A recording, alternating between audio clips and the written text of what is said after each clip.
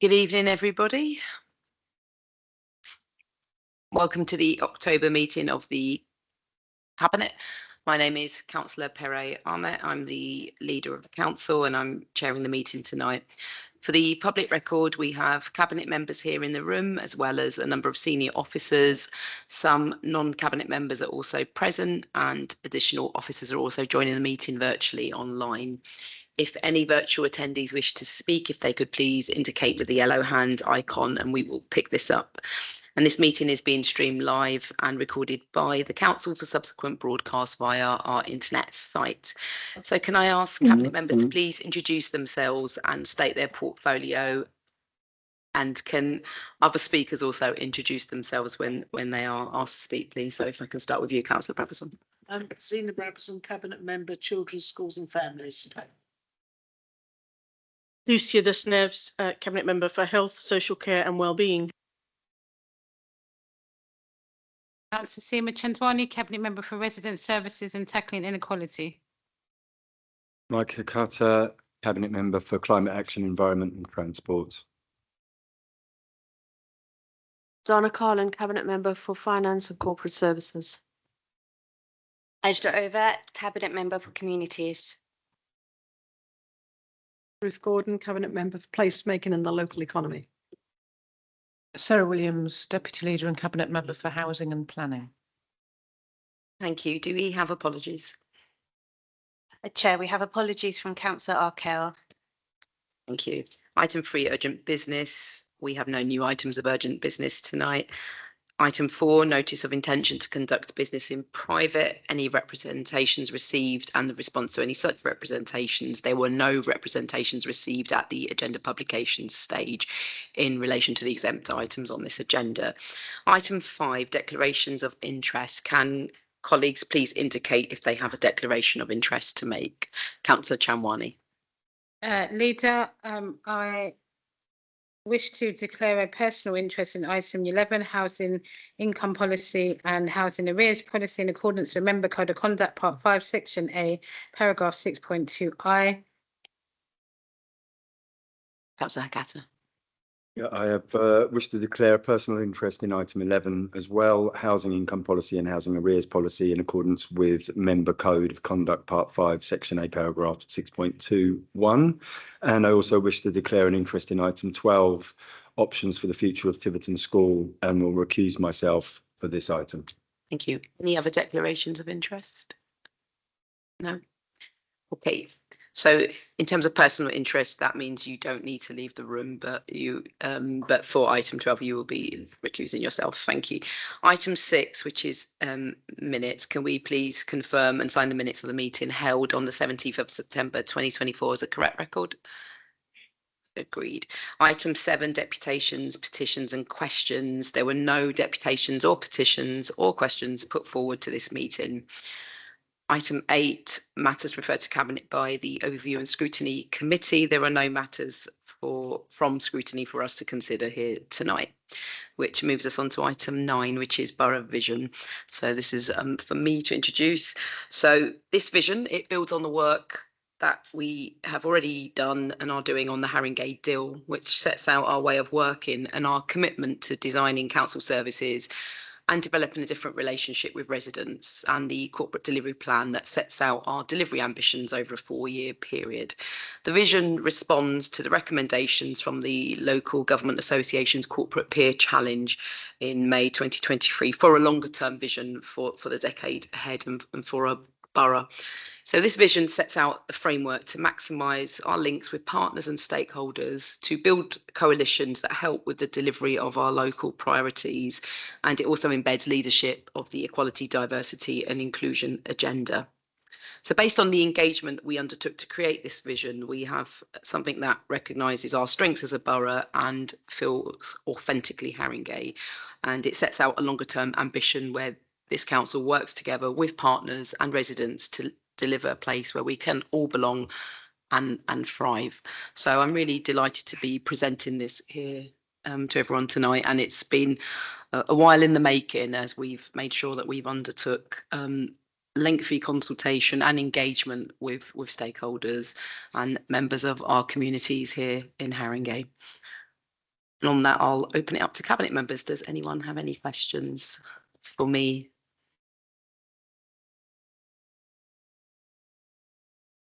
You are allowed. I want to ask you.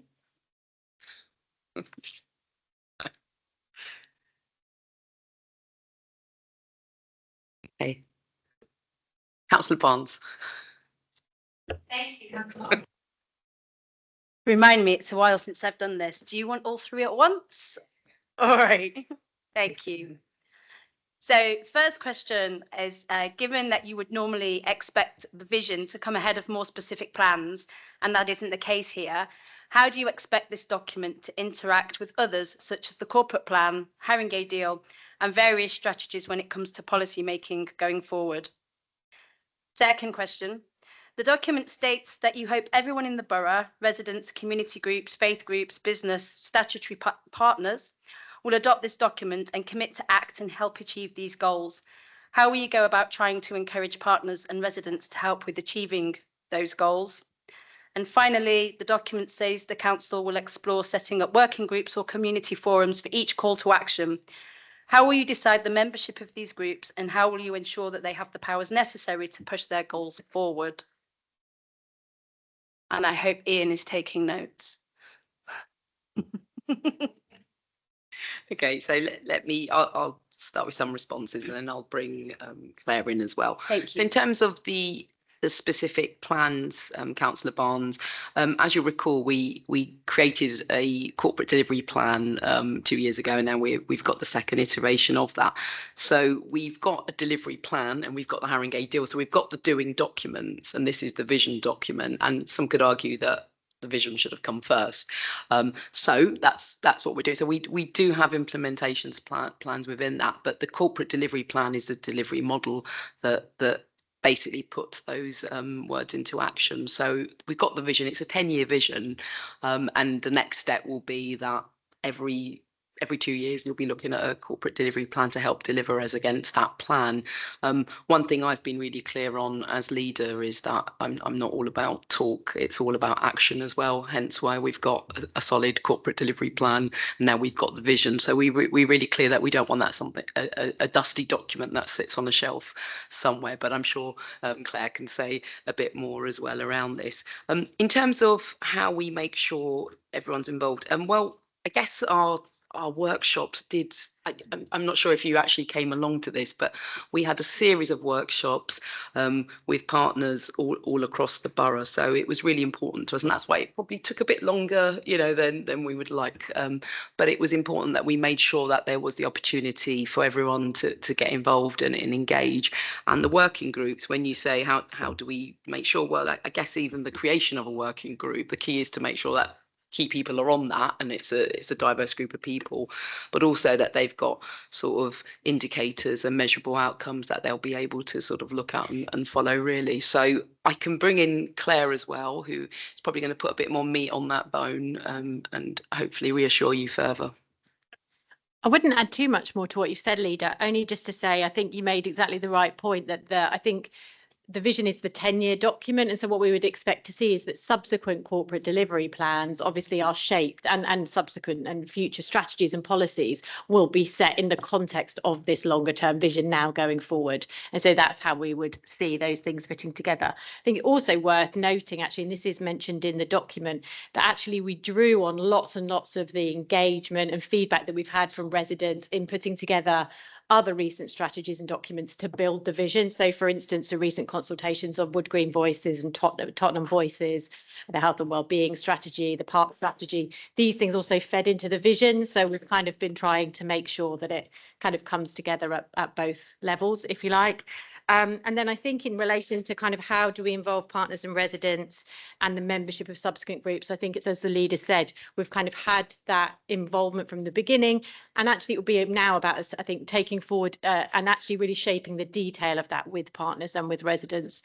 And I think recognising, I think again it says this in the document, where we've got existing fora that work, so for instance the Community Safety Partnership or the Health and Wellbeing Board, we would look to use the existing structures.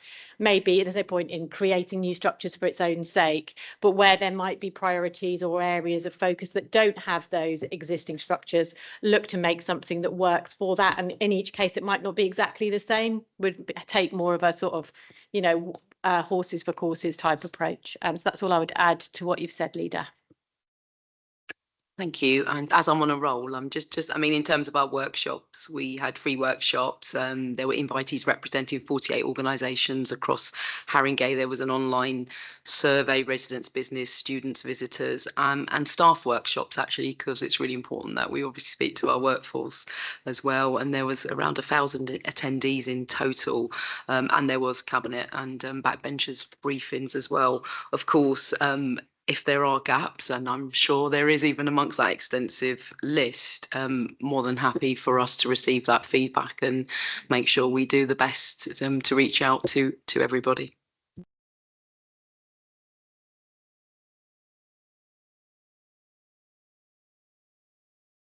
Okay, so any questions online? No. So the resolution on this is to agree the recommendations as set out on page 26. Do we all agree? Thank you. And thank you, Claire, and everyone for the work on this. Item 10, the culture strategy. So I'll be stepping into Councillor Arkell's shoes here. And I do have the privilege of introducing this item tonight. And we have Jess and Kenneth who'll be able to pick up any specific questions. So being awarded the status of London Borough of Culture in 2027 marked a really exciting new chapter for us here in Haringey. And this is the first culture strategy we've developed in over 2 decades. It outlines our aims, ambitions and objectives in a particularly timely manner. So our vision is to foster a new approach to Haringey's culture and creativity and ensure that everyone in our diverse borough can participate in and benefit from cultural activities. And the key focus of this strategy, as with all of our strategies, is collaboration. And we aim to develop an action plan that will guide our efforts and strengthen our partnerships across our community. Here in Haringey, we are committed to nurturing and retaining our homegrown talent and making our borough a vibrant hub for our creatives. Additionally, we want to expand audiences for our civic events, ensuring that they resonate with all our residents. And as we do prepare for the London Borough of Culture in 2027, our goals include inspiring our residents, celebrating our rich heritage, enabling individuals to see themselves reflected in our events, and fostering connections between our communities. And ultimately, we aspire to create a long-lasting legacy for culture here in our borough. And just to say a big thank you to the team, thank you to Jess, thank you to Kenneth and Yamin and everybody who's worked on this, and Councillor Arkell, of course. And now if I can open up to questions from the Cabinet. Councillor Hagata. Yeah, I think we all welcome the culture strategy, and obviously in light of the Borough of Culture award, but obviously a lot of things are going to be constrained by finances, and you know, we would love to be bigger and better, but obviously that can't be, everything can't be driven by finances. So I'm just wondering, based on those constraints, how we are going to maximize that sort of cultural output and maximize the offering within those constraints. Thanks. Jess Crow's going to come in on that. Thank you, Leader. Jess Crow, Director of Culture Strategy and Engagement. Thank you for that question, Councillor. I mean, you're absolutely right. We're operating in very difficult overall financial circumstances. I think for both the strategy and the Borough of Culture, even if we were the most, well-off council in the country, it would not be right for us to do it all ourselves. I think one of the strengths of this this area is that it is something that is supported by partners and by everyone in the borough. So we would always be looking for partnerships to help us with the delivery plan, both for Borough of Culture and for delivering this strategy, because the strength will be in the diversity and the opportunities for people to participate in lots of different sorts of cultural activities organised and contributed to by lots and lots of groups and agencies, of which there are many in Haringey. So we have lots and lots to build on in terms of the rich cultural activity that goes on already in the borough. And I think the other thing to say is that we do have, as I said, some really brilliant organisations, and we will be wanting to develop both the action plan for the strategy and the programming for Borough of Culture in collaboration with those organisations. And the more we can work with other partners, the more we'll also be able to hopefully draw in external funding. And that is obviously one of the benefits of Borough of Culture, is that straight off it brings in 1.3 million from the GLA, plus the opportunity to access heritage funding and other sources to provide different sorts of programmes as part of that. And we will also be seeking sponsorship. So drawing in extra resources is absolutely part of what we'll be aiming to do, and that will help us hopefully build a really sustainable future for culture going forward. Thank you, Jess. Any more questions from the Cabinet? Councillor Barnes. Thank you, Councillor Arnott. And congratulations on being Borough of Culture. I'm really looking forward to it myself. There's a lot to celebrate in Haringey. I have 3 questions again, so I will go through those as quickly as possible so you can answer them. So success for AIM 1, celebrating and inspiring, is defined as Haringey is recognised as a hub for creativity and innovation. And how will this recognition be measured? Second question is, one of the targets outlined in the document is collaborating with library users, residents and stakeholders to co-design and co-produce a vision and strategy for the long-term future of our libraries. However, in the decision to cut the hours this year of the libraries, Haringey failed to properly consult with the friends groups, and rather than co-designing, presented 2 options to the public to choose how hours would be cut. How will you genuinely co-design a library strategy when so much goodwill has been burned with residents this year? And finally, is there any progress on the creation of a borough-wide tourism offer ahead of Haringey becoming the London Borough of Culture? And just finally, it's not a question, but I do hope we can continue to celebrate as a Borough of Culture way beyond the end of that year. Thank you, Councillor Barnes. Before Jess comes in, I just wanted to just say something regarding the library's consultation. So I don't agree that we haven't consulted. Occasionally, people do disagree with the outcome, and I think that's a slightly different point. However, I also want to put on the record that Haringey has gone to great efforts to safeguard all of our libraries here in this borough. And I think that's something to celebrate, because it stands in stark contrast to many other places. So I think we've done our level best, and I think the consultation has been very extensive. And I think with the results are due out any day now. Thank you, Leader. And yeah, just to I'll come to the libraries, your second question. In terms of AIM 1 being recognised as a hub for creativity, I think what we see here is being able to sort of support and invest through all the different activities as part of Borough of Culture, but again through all the activities set out in the strategy. The venues that we've already got, doing some more mapping, which we've done as part of the development of the strategy. Of our existing venues and activities, and seeking to ensure that where we've got successful offers, that we're able to build on those and make this is kind of this ambition, which kind of relates partly to your third question about a borough-wide tourism offer of Haringey as a destination. So we know already that our Haringey-based audiences are really active. There's a really nice line in the strategy that says that Haringey is a borough where people like going out, and I think we can all get behind that. But we know we've got really culturally engaged residents, but we also know that we could do more to attract audiences from elsewhere, and really make the most of our existing venues and the offer they've got, because we know it's brilliant, but maybe sometimes it's a bit of an unsung secret. And so part of it will be measuring where people are coming to Haringey from.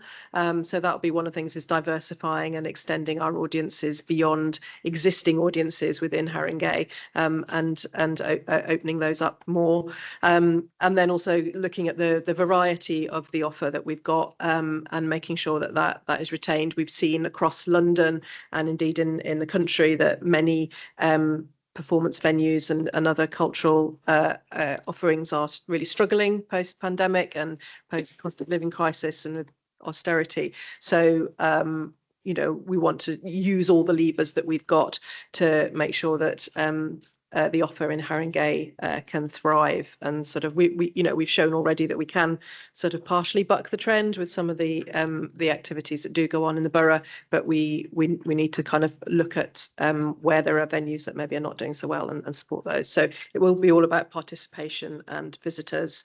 So as I said, that hopefully partially answers your third question about the tourism offer. I think for that goes slightly beyond that, in that it's not only people coming to consume culture, that's also about the kind of the makers and the sales, and really much speaks to the sector that was highlighted in Opportunity Haringey as one of our growth sectors around creative industries.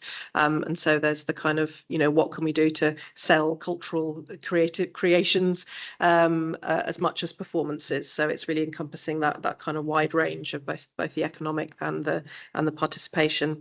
On libraries, yeah, I mean, we have sought to engage with a whole range of groups, the Friends of Libraries and indeed others. We've reached out to schools, to young people's establishments, to other groups, older people's pensioners groups. So we've really sought to engage widely. We know that reducing the hours is a difficult thing that is not popular, but as the leader said, we have in Haringey managed to safeguard really long opening hours for a very long time, and you know, we are where we are financially, as the previous questioner alluded to. What we will be seeking to do, I think, after the whatever the decision that Cabinet make on the hours, on the opening hours following the consultation, which is obviously not determined yet, there is an opportunity to really work on a long-term strategy for the libraries, which will be really supported by what's in this culture strategy. We really see the libraries as important community and cultural hubs. They will still be there. And there's the opportunity to use those spaces with other activities and other services, which many of them do already, in terms of the provision that's in the libraries. So the buildings are still there, the access is still possible, and we will be seeking to work with the Friends and indeed others to really make the most of our libraries going forward. And developing the library strategy within this wider cultural strategy framework will hopefully help us do that. Thanks, Leader. Excellent. Thank you, Jess. I don't think there's any other questions on this. So if we can move to the resolution, which is to agree the recommendations as set out on page 76. Are we all in agreement? Thank you. Item 11, which is adopting a new housing income collection policy and a housing arrears policy. If I can ask Councillor Williams to please introduce the report. Thanks, Leader.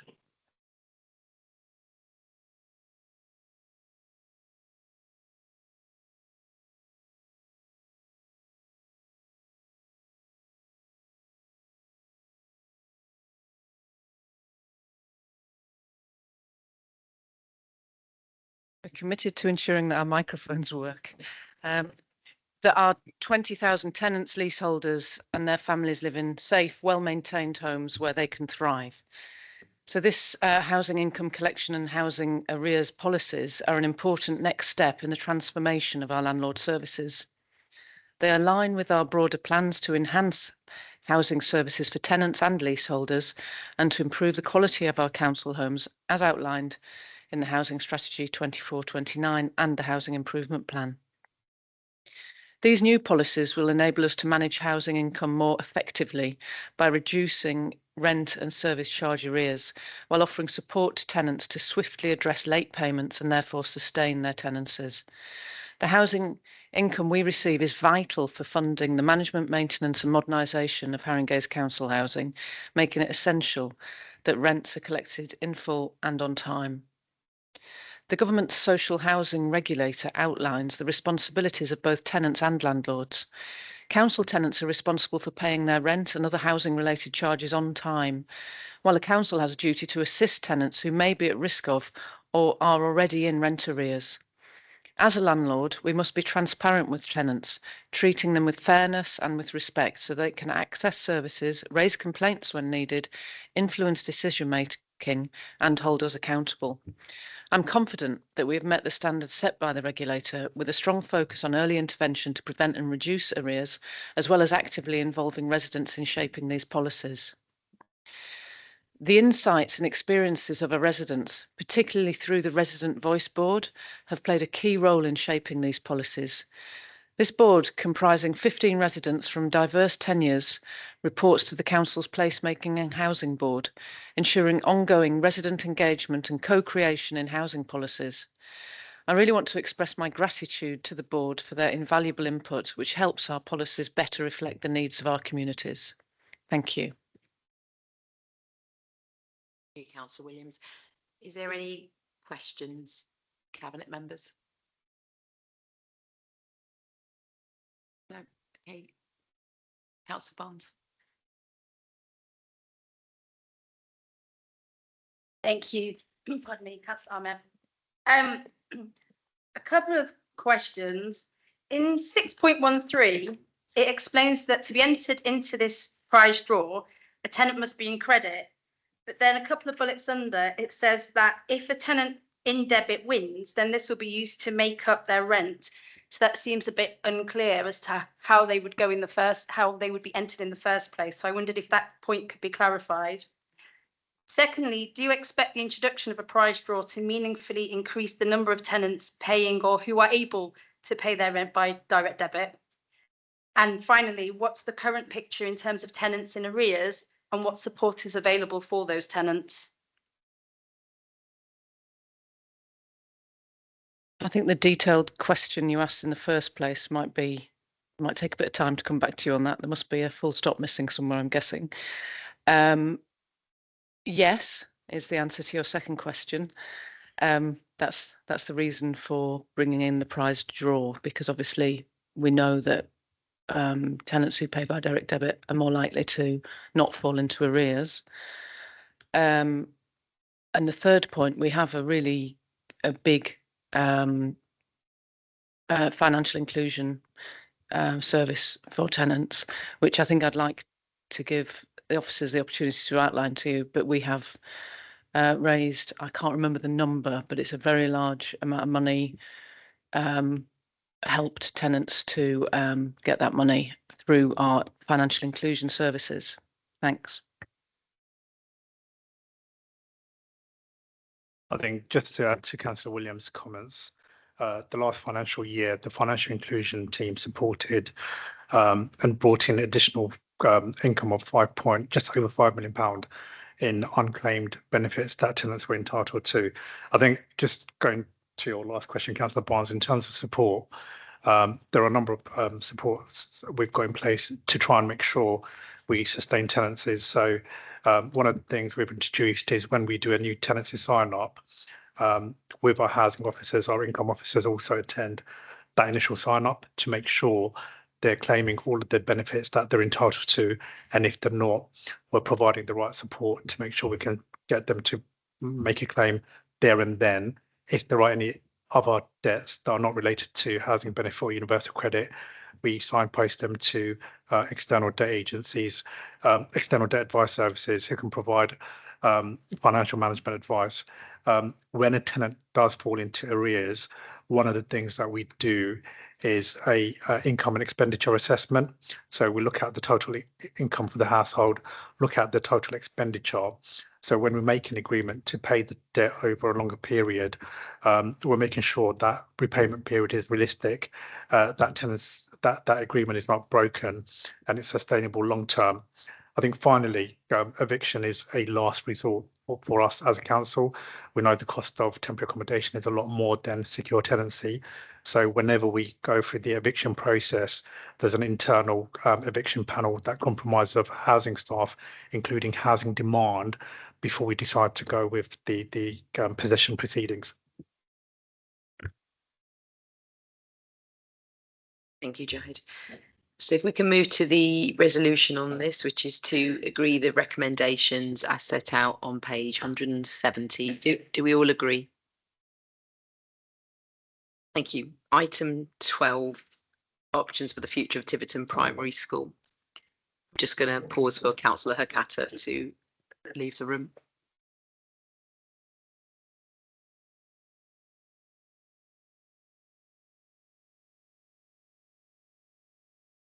Councillor Brabazon, can you please introduce the report?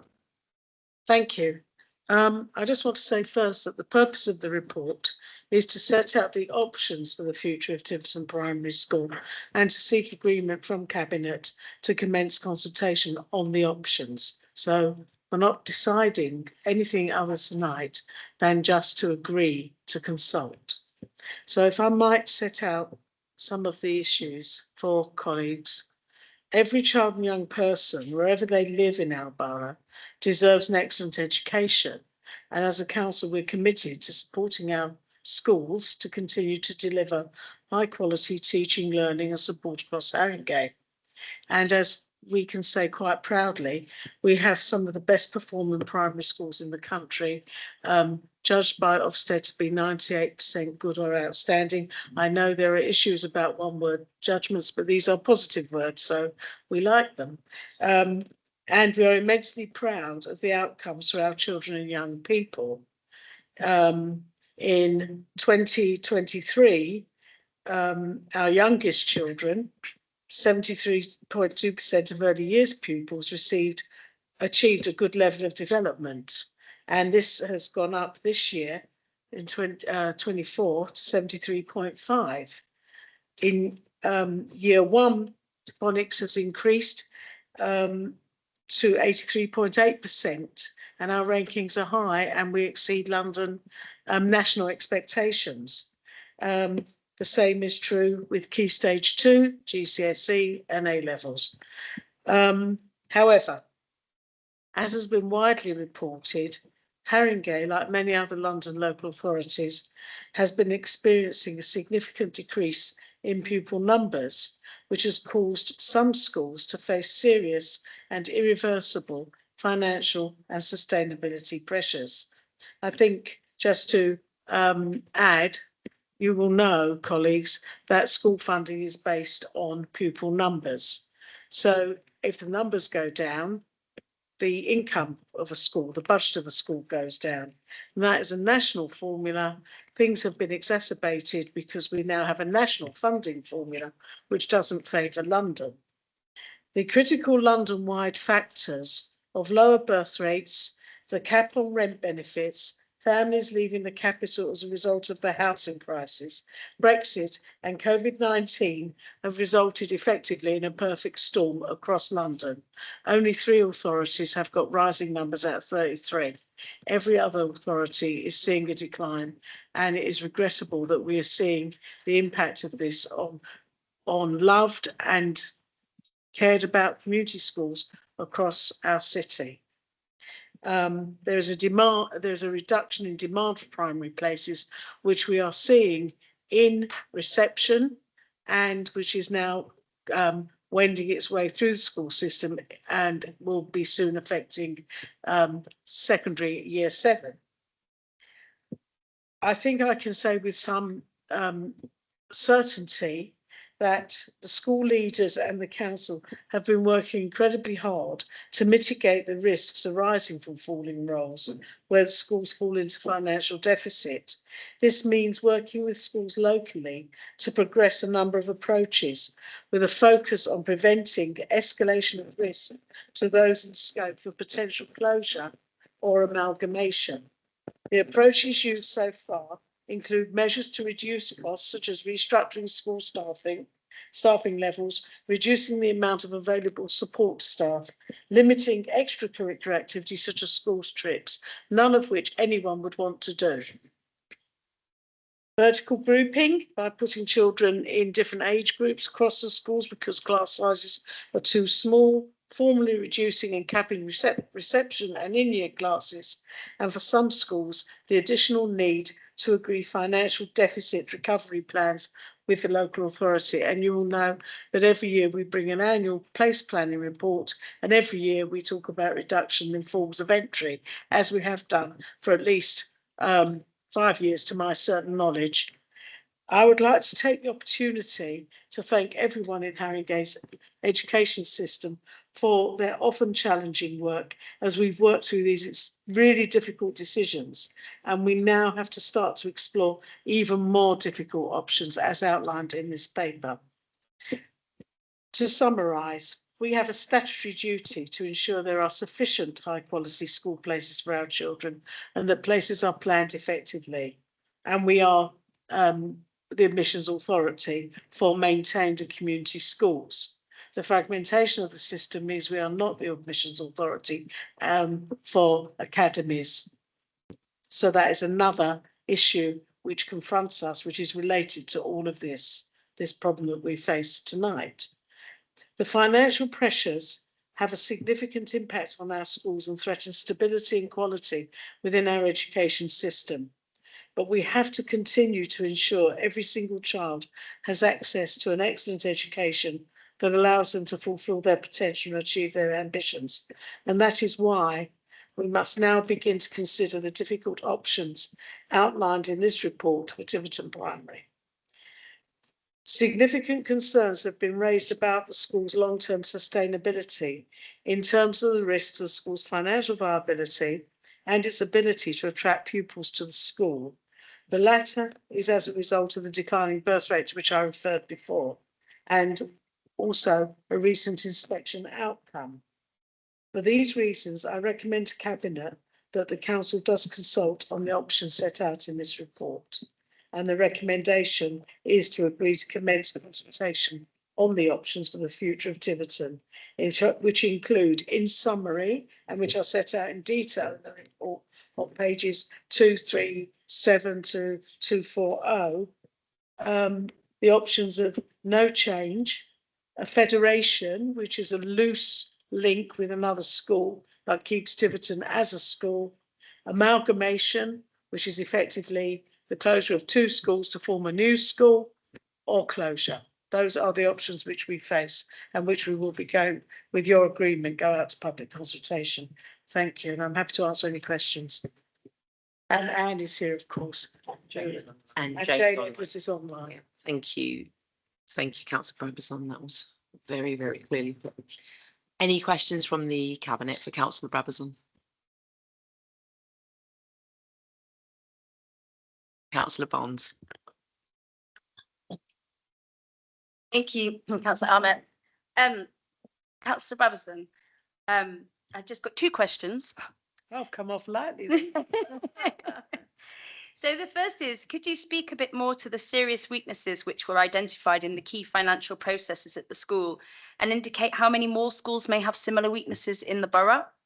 And the second question was, given the continuing large surplus of capacity shown in table 1 in your documents, even as school capacity is reducing, and following your summary, do you expect this to be the first of a number of consultations about closing or amalgamating primary schools in Haringey? So in answer to your, I'll give a quick answer and then I'm going to pass over to Anne and Jane for more detail.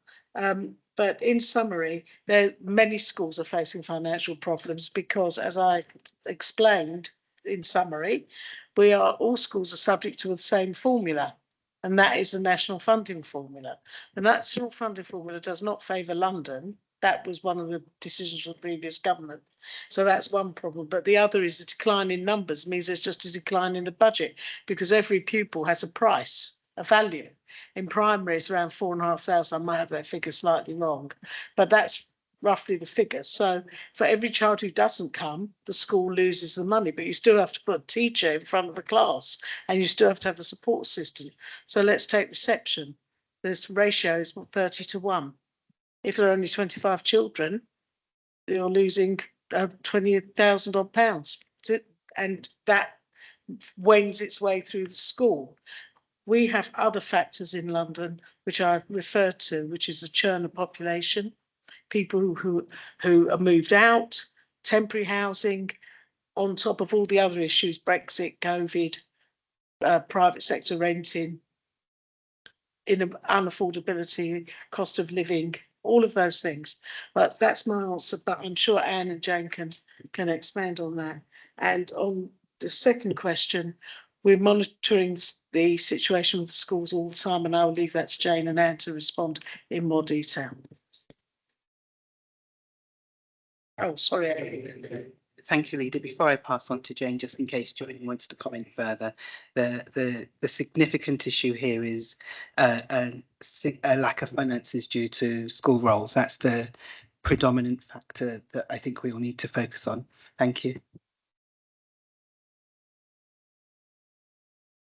Thank you, Anne. Shall I take both questions in one hit? Yes, please, Jane. Yeah. So in terms of the financial pressures that schools are facing, the governors have a key strategic role to make sure that they are understanding the number of pupils they've got coming through the front door, and there's a census date that we've just undertaken last Thursday, and to understand how that might affect the budget that's available to them to staff the school. And so we work really proactively with schools to make sure that they understand that with reduced income, there may be a need for them to reduce their overall costs. And so that's a key part of our work in making sure that we support governors to do that strategic planning. So there are a number of schools that we're working with who are facing difficulties, and we are pleased to say that the vast majority of them have a recovery plan, which we feel confident that they'll be able to get themselves back to a balanced position. In terms of the second question, we are working with a number of schools about trying to think about their financial stability, but also about the numbers of pupils they've got coming in. So it's really important that we use our place planning data and our place planning forecasts. So you normally get a school organisation plan once a year, that we use that to identify where there may be more risks. Because as you'll see from the report, overall, there is still a projected surplus across the borough. And in this planning area in particular, we're still sitting on an 18% surplus.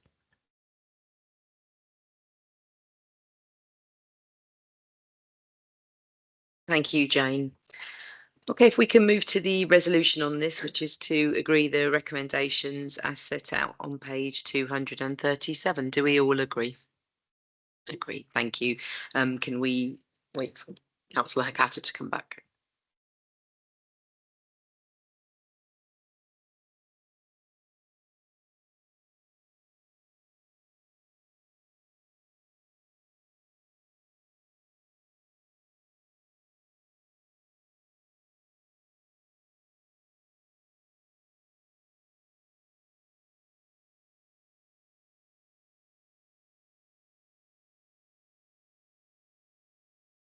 Okay, if we can move to item 13, which is the annual feedback and resolutions report 2023 to 24. Can I ask Councillor Chamwani to please introduce the report? Thank you, Leader. This is the first time the annual feedback and resolutions report is coming to Cabinet, which is a new requirement from the 2 new government complaints codes. In section 6 of the report, you can see how different directorates have shown learning from feedback and complaints. In section 7, it outlines our improvement plan and the updates to that plan to date. And in Appendix 1 shows the data, including some of the members' inquiries data. And Appendix 3 also outlines the compliments that our staff get. Leader, the Cabinet are being asked to note this report and the contents of the report. So I'm happy to take questions, but I do want to thank Kirsten, Elaine and Claire for all their hard work on our change activity and adopting these 2 new codes, and all the directorates for embracing the different way of reflective working. Thank you, Councillor Chamwani. Is there any questions from the Cabinet? Oh, Councillor Hakata. Yeah, I mean, this is really welcome, this report, and it's got lots of examples of where we've responded to complaints and acted on them and made changes to services. And just from an anecdotal point, when I was first a councillor, as a ward councillor, I used to be inundated with complaints about our complaints process, right? And now I'm not at all, in fact. So there's obviously been that massive change. But one of the things that's referenced in the report is that it comes with cultural change, and that we can improve our processes, but that has to come with a cultural change, and especially as a council that has put itself as administration that's put listening at its core. So I just wondered if you could elaborate a bit on how we have sort of developed that cultural change within the service. Thanks. Thank you, Councillor Carter. I think it's not just about the service, it's about the council as a whole. And I think it's about pushing the direction of the chief exec and the leader about us changing and being a borough that listens. And that happens in a variety of ways. It happens through staff training, it happens through management, it happens through how we engage, how we co-produce, how we co-design, how we deliver. So it is quite a large question, if you don't mind me asking. I think I am only allowed an hour to respond, and I don't think that's enough. But what I will say is that in previous years, this report used to be written by 1 or 2 people locked away in the team, looking at the data and just kind of putting together a report that goes to scrutiny. And this will go to scrutiny again this year. It's just the code has made it come here first. But actually, this is everyone's responsibility, and it's for everyone to start thinking about, actually, we did get that complaint. Is a complaint a bad word, or is it a really good nugget of insight? And then how do we switch that around to be something positive and to make changes? And I think we had to really shortlist what we could put in the report, because a lot was coming through. And actually, I think as the years go on, more and more will come through of people saying, yes, that person said that, but it led to this change. And now we've changed the way we do the service, and this is what it's done. So it's a beginning part, but it's not just with the complaints and feedback team. It's a whole cultural change. I don't know if Claire or Elaine want to add anything. Just only briefly, just to add just a couple of specifics, I suppose. I would say that we've worked hard to make it clear that this commitment, as you say, Councillor Chandwani, comes right from the top, and we've really set the expectations that the leaders in the organisation, this is a core part of what we all do. And so we have sessions at what we call our leadership network, which is all of our heads of service, assistant directors and directors, and complaints has been on the agenda there. We bring the quarterly report to the council's leadership team. So it is that sense of right from the top, it's everybody, every senior person's responsibility, and then that cascades down to everybody, exactly as you've said, Councillor Chandwani. Excellent, thank you. Anyone else from the Cabinet? Okay. Councillor Barnes. Thank you, Councillor Chandwani. You don't get off as lightly as Councillor Robertson, who have the full 3 questions. So last week, the members' inquiry inbox was temporarily unavailable due to it being full. Are steps being taken to ensure that this doesn't happen with other mailboxes, especially the public-facing ones? Second question, from the data, it appears that only 2 of the 28 complaints received by Children's Social Care were responded to on time.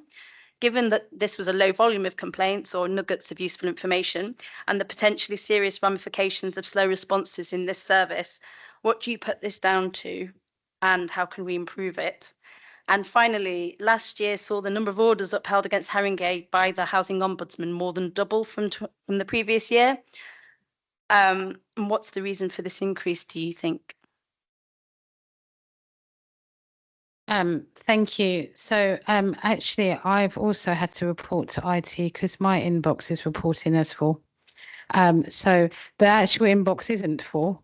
There was an IT glitch that affected, and I promise I'm not just saying this for the benefit. I will screenshot it and it will tell you that my inbox is now full. So it was an IT glitch. It's not happening across the board, and it was resolved quite promptly. And but actually, what was really interesting is that it technically only really lasted a few hours, but the amount of people that complained just shows the volume of members' inquiries that's still going through. And so one of the things that we're working on is what is it that councillors are asking for, and why weren't they made available this information before they asked? So if it's an update on parks, an update on the libraries projects, and an update. So a couple of last week we had a pre-meeting before the Ali Pali fireworks with all of the ward councillors, so they didn't have to put in members' inquiries. They went through the plan, they asked all their questions. We made a pact at the end that they wouldn't put in any members' inquiries, but actually how do we do preventative work and engage with councillors before they have to ask and find out what's happening retrospectively instead of proactively? But in terms of the actual IT, it was a glitch. It's probably happened to other people, but I think this one was a bit more visible.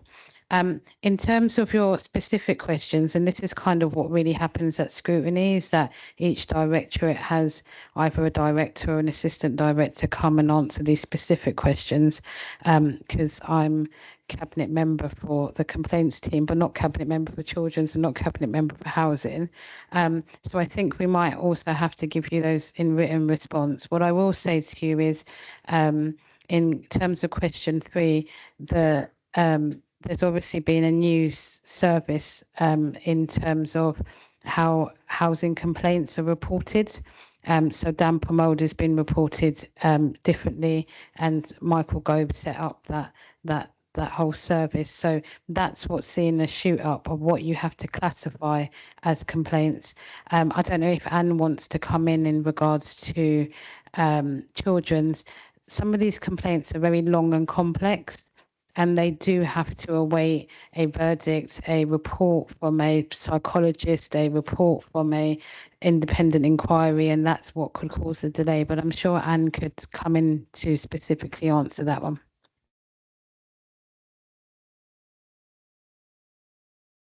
Thank you very much for your question. I think outside of the meeting, I'll speak with Elaine about the 2 specific ones. I'm aware of many of them because in my role, I have to adjudicate at different levels, stage 2 and stage 3.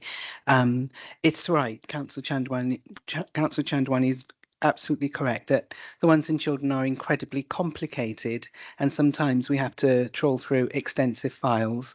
What we also have to do usually is continue working with the family, and that kind of takes priority.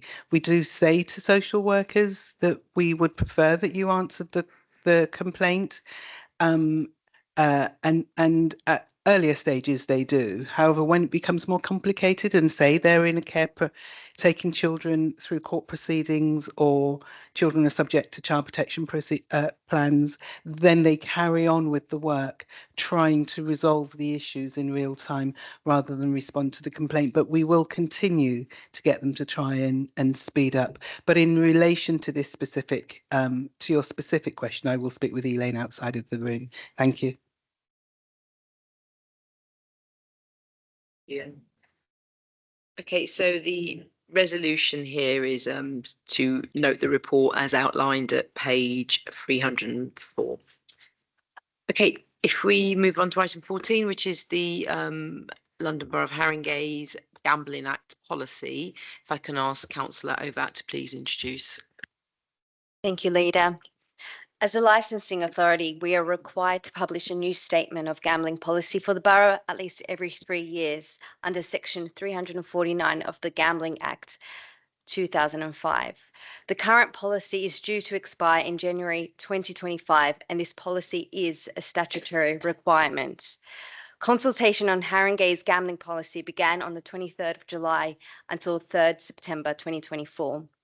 The statutory consultees were consulted and feedback was provided by the Licensing Committee and Overview and Scrutiny Committee. One of the key concerns raised was the proliferation of betting shops, particularly on our high streets. However, it is important to highlight that we are restricted by legislation.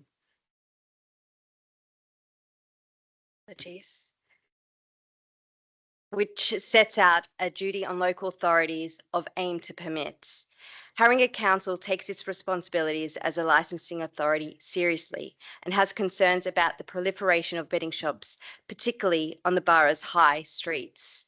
Hence, we are exploring on how to ensure there is reform in legislation. Moreover, under Haringey's revised gambling policy, gambling premises operators will need to take into account and put in place measures to minimise risk in areas of the borough that show a level of deprivation and vulnerability to gambling-related harm. The report advises of the outcome of the consultation and seeks Cabinet's approval for the revised policy so it can be recommended to full council for adoption. I'm happy to take questions. Thank you, CouncillorOvat. Is there any questions from Cabinet? Councillor Dasnevs.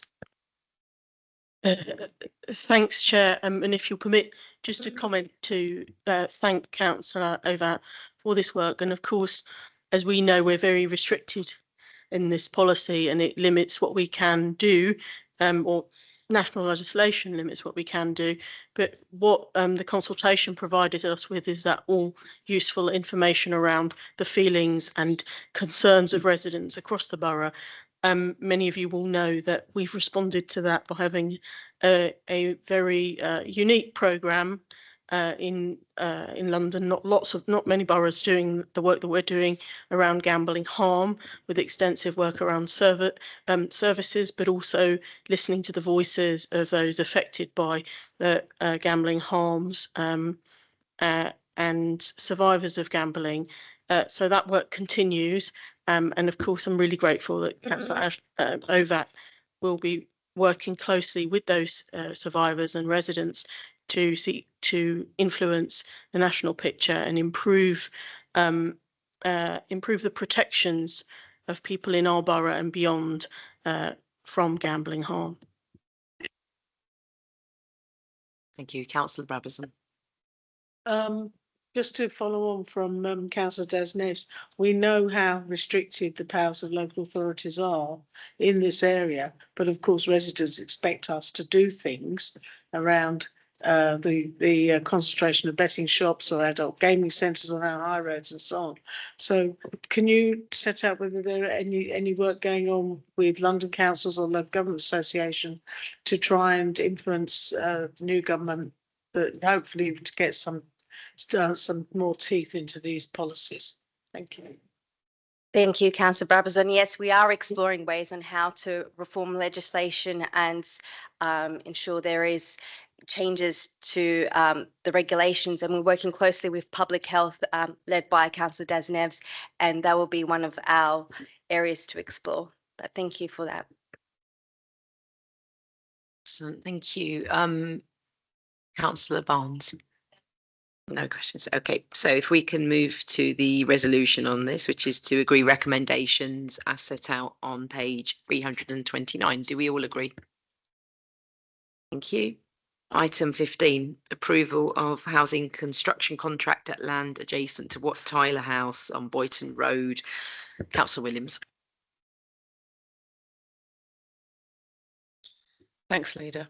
At Wat Tyler House on the Campsbourne Estate in Hornsey, we are going to deliver 15 new council homes, 6 one-bed, 8 two-bed and 1 3-bed, including 1 fully adaptable home. As you know, we are committed to building 3,000 new council homes by 2031 to help tackle the acute need for affordable housing in the borough. We have already made great progress against our target, with work either completed or underway on over 2,000 homes across the borough. This already approved last year planning committee proposals for the site will make a significant contribution to the aims of our housing delivery programme.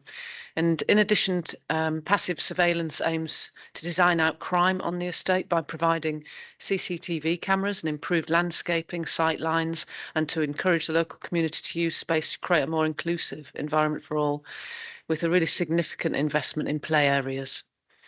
All homes will have high levels of insulation and incorporate green roofs, efficient heating systems, solar panels that will keep running costs low and avoid overheating.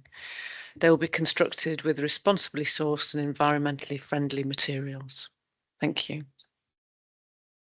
Thank you, Councillor Williams. Any questions from the Cabinet? Councillor Carlin. Thank you, Leader. First of all, as a ward councillor in Hornsey, I'm very pleased to see that these flats are now coming forward, and its development is now coming forward. We have a number of residents in Hornsey that are over occupying Wat Tyler are duplex flats, 3 bedrooms, and there are a number of up households where the children have grown up and there's just a couple or one person living in a 3-bedroom flat.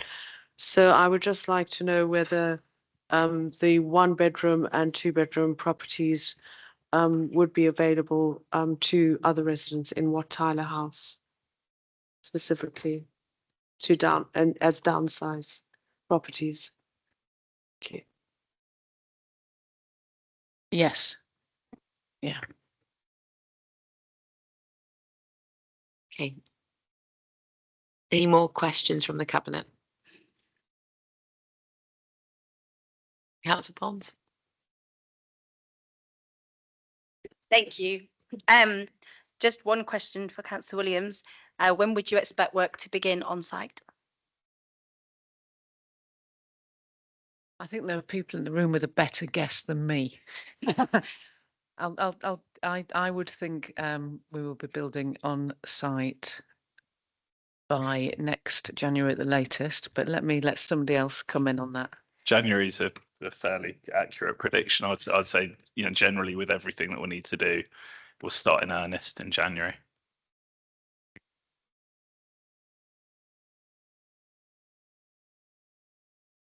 Thank you, Robbie. So we will come back to the recommendations after the consideration of exempt information at item 21. So if we can move to item 16, which is the waste and street cleansing service review. Councillor Chamwani. Thank you, Leader. Waste is one of the biggest universal services delivered to every household in the borough. The current contract is coming to an end, and previously we agreed to extend for another 2 years until 2027. A substantial engagement process took place where nearly 9,000 residents, businesses and organisations took part.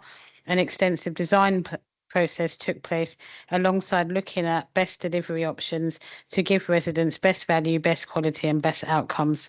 The outcome of that review can be found in Appendix 1, and these options were also further consulted on earlier this year. You are being asked today to agree to procure a new outsourced contract after 2027 as outlined in 3.1.2. To agree changes in the cleansing and collection services outlined in 3.1.4 and agree procuring our own fleet as set out in 3.1.5. Leader, I'd like to take this opportunity to thank Beth, Hubert, Alex and the team for the last 3 years to get us to this robust decision, and I'm happy to take questions. Thank you, and I'd like to echo that as well. Do any Cabinet members have any questions on this report? Councillor Hatta. Yeah, it was just on the transition to decarbonise the fleet, and obviously waste fleets are notoriously difficult to decarbonise, and the option that's been chosen is to go for hydro-treated vegetable oil, which obviously is far superior to diesel and definitely gets us on that track. But I think there will be a number of people who are concerned about the environment in the borough who will be asking us why we haven't gone for EV in the first instance, even though it is there on the roadmap. So I just wondered if you'd be able to give some reassurance as to the reasons for that decision and any future choices. Thank you, Councillor Carter. What you're being asked to do is to agree today in 3.1.5 is specifically for us to look at both options, so EVs and the hydro vegetable oil. I can see that the director would also like to come in just to expand on that. So that decision is what we're specifically going to procure is not being made tonight. Thank you. Yeah, I mean, just to echo that, we will always continue to look for the least polluting options that are available to us. You'll note in the paper some of the cost modelling that's been carried out for the different options as they stand currently. And I think the fully electrified fleet is substantially more expensive to the organisation, both in terms of the vehicles and also the infrastructure setup costs. But we remain optimistic that over time, as battery technology in particular continues to evolve and improve, that we may well see those prices reduce and come down. And also in terms of the infrastructure, if there are any other advances that take place within the borough or in other parts of the local area that we may be able to use, that might also bring some of that initial cost down as well, making it more accessible for us as an authority. I think I should just say that the HVO option does see a significant improvement in terms of the carbon position versus the existing fleet. So a like-for-like fleet would certainly see a worse carbon output than the HVO option offers us. But we'll absolutely look to try and utilise electric vehicles wherever possible moving forward. But as Councillor Chambani says, really what we're looking at here is the information that we have available to us now and the commitment to go away and look at, what the best options are when we come to procure. Thank you. Any more questions from the Cabinet? Councillor Barnes?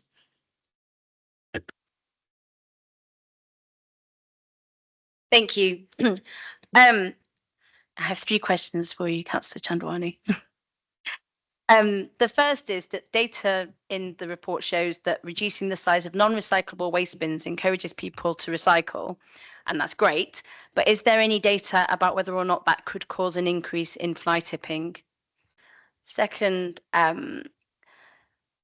is about increasing charges on green waste, and that's resulted in fewer residents using the service, and it hasn't generated extra income for the council. And 5.12 says that evidence shows the garden recycling rate is not significantly impacted by moving from weekly to fortnightly collections.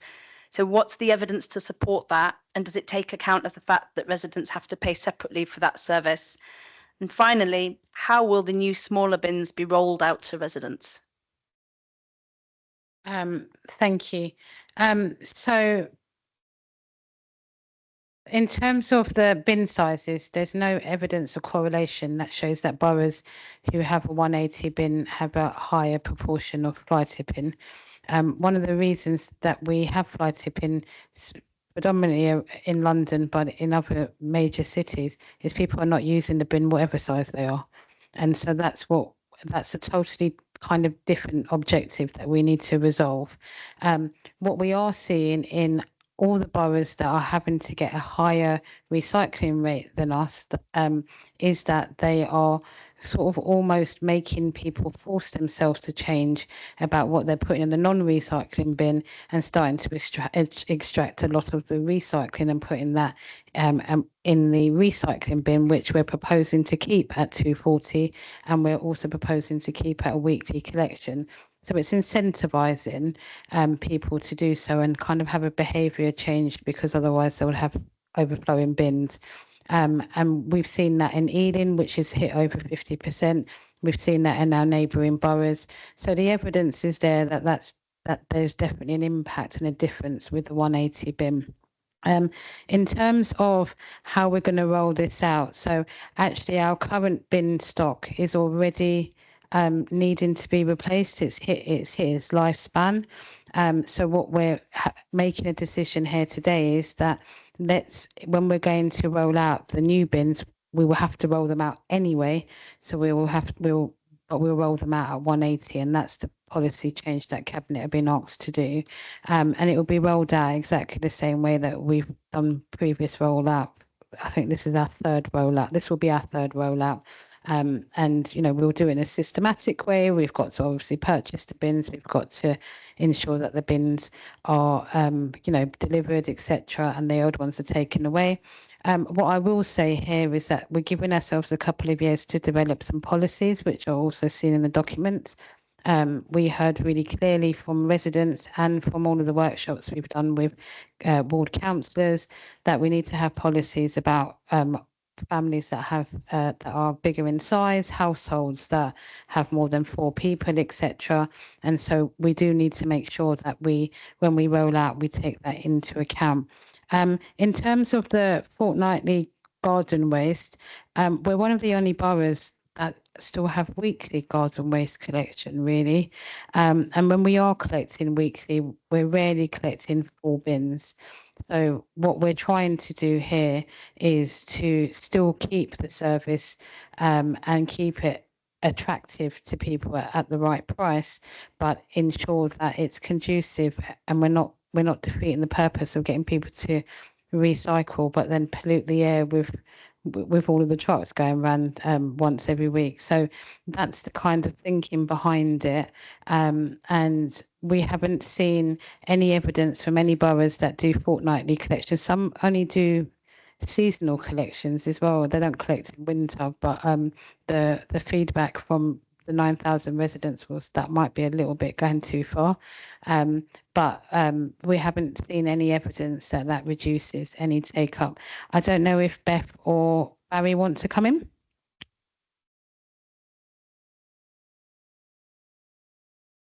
Hi, sorry, just to add on the garden waste, the tonnages are actually at the same levels as they were. They're now at the same levels when we didn't have a charge, and our subscription rate is the highest it's ever been. So again, that's the direct evidence there to show that actually the charge has been successful, and arguably why should people pay for a service that they can't use as opposed to making it chargeable for those that need to use it. But the tonnage speaks for itself. So we'll come back to the recommendations after the consideration of exempt information at item 22. If I can move on to item 17, which is the minutes of other bodies, can we please note the minutes of the cabinet member sign-ins on pages 621 to 636? If I can move on to item 18, which is significant and delegated actions, can we please note the delegated decisions taken by directors on pages 637 to 644? Item 19, new items of urgent business. There are no new items of urgent business. Item 20, exclusion of the press and public. So we will now consider items 21 to 23, which contain exempt information in relation to items 15, 16 and 6. So can I please move that the press and public be excluded from the remainder of the meeting to consider this exempt information as defined under paragraphs 3 and 5, part 1, schedule 12A of the Local Government Act 1972. Do we all agree? Agreed. Okay, so I'm now formally closing the public section of the meeting.